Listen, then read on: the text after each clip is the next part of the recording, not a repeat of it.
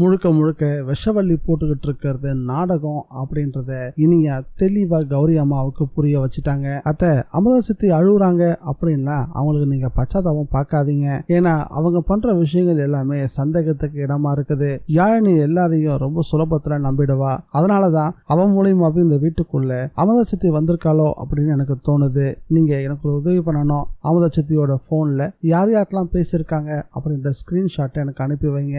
அதை வச்சு அவங்க யார்கிட்ட பேசியிருக்காங்க, இதுக்கு பின்னாடி யாரெல்லாம் இருக்காங்க அப்படின்றத நான் விக்ரமை விட்டு கண்டுபிடிக்க சொல்றேன் அப்படின்னு கௌரி அம்மாவை விஷவள்ளியை வேவு பார்க்க அனுப்பி வச்சாங்க. கௌரி அம்மாவும் விஷவள்ளியோட ரூமுக்கு வந்தாங்க. அந்த நேரத்துல விஷவள்ளி ரெஸ்ட் ரூம் போயிருந்தா. அவ திரும்பி வர்றதுக்கு முன்னாடி ஸ்கிரீன்ஷாட் எல்லாம் எடுத்துடலாம் அப்படின்னு முயற்சி பண்ணாங்க கௌரி அம்மா. ஆனா விஷவள்ளி ரொம்ப சீக்கிரமா ரெஸ்ட் ரூம் விட்டு வெளியே வரவும் வேற வழி இல்லாம அந்த ரூம்லயே பதுங்க வேண்டியதா போயிருச்சு. எங்க தன்னை விஷவள்ளி பார்த்துட்டானா அவமானமா போயிடுமோ அப்படின்னு பதற ஆரம்பிச்சுட்டாங்க கௌரி அம்மா. தன்னோட ரூமுக்குள்ள அண்ணி இருக்காங்க அப்படின்றத விஷவள்ளி பார்த்துட்டானா தான் மேல இன்னும் சந்தேகம் போல அப்படின்றத அவ ஊர்ஜிதப்படுத்திக்குவா. இன்னும் சர்வ ஜாக்கிரதை நடந்துக்க ஆரம்பிப்பா.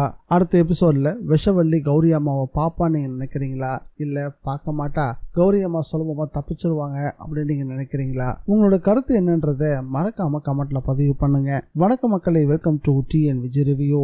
நம்ம சேனலுக்கு நீங்க ஃபர்ஸ்ட் டைம் வந்திருக்கீங்கன்னா சப்ஸ்கிரைப் பட்டனை பிரஸ் பண்ணி நம்ம சேனலுக்கு சப்போர்ட் பண்ணுங்க. அப்படியே இந்த வீடியோக்கு ஒரு லைக்கையும் கொடுத்துருங்க. நம்ம ஹீரோயினியா தான் உண்டு, தன்னுடைய குடும்பம் உண்டு அப்படின்னு நிம்மதியா இருந்தாங்க. சும்மா இருக்க சங்க ஊதி கெடுத்தான ஆண்டின்ற மாதிரி தான் வேலையை பார்த்துட்டு இருந்த இனியாவுக்கு பேசாம நீ டியூஷன் எடுத்த என்ன அப்படின்னு நம்ம ஹீரோ விக்ரம் எந்த நேரத்துல சொன்னாலும் தெரியல. பட்டாசு தனக்கு தெரிஞ்ச ஒரு பொண்ணை கூட்டிட்டு வந்து தன்னுடைய அக்கா அப்படின்னும் அவங்களுக்கு டியூஷன் எடுக்கணும் அப்படின்றத இனியா கிட்ட கேட்கவும் இனியாவும் அரமனசோட ஒத்துக்கிட்டாங்க. அதுக்கான ஏற்பாடுகளை நம்ம ஹீரோ விக்ரம் பலமா பண்ணி வச்சிருந்தாரு.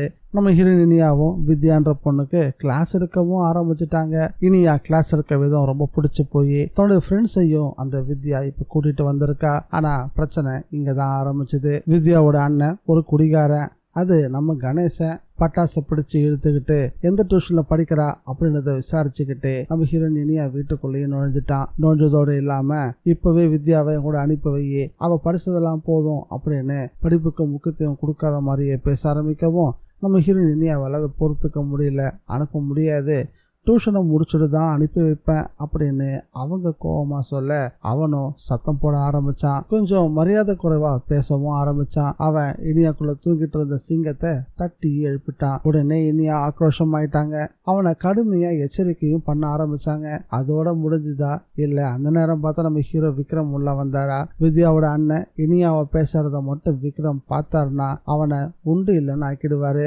இதனால புது புது பிரச்சனைகள்லாம் ஏற்படும் போல இருக்கு. எனக்கு நம்ம ஹீரோயினியா இந்த டியூஷன் ஆரம்பிக்கிறதால பல புது பிரச்சனைகள்ல சந்திக்க போறாங்கன்னு கூடவே விக்ரமுக்கும் சில சங்கடங்கள் ஏற்பட போகுது அப்படின்னு தோணுது. இத பத்தி உங்களோட கருத்து என்னன்றத மறக்காம கமெண்ட்ல பதிவு பண்ணுங்க. இன்னொரு பக்கம் விஷவள்ளி யாழினி வயிற்றுல வளர்ந்துட்டு இருக்க கரு வழிக்கிறதுக்காக சரியான தருணம் பார்த்து காத்துக்கிட்டு இருக்கா. இந்த வீடியோ பிடிச்சிருந்தா லைக் பண்ணுங்க, ஷேர் பண்ணுங்க. மீண்டும் அடுத்த வீடியோல சந்திக்கலாம்.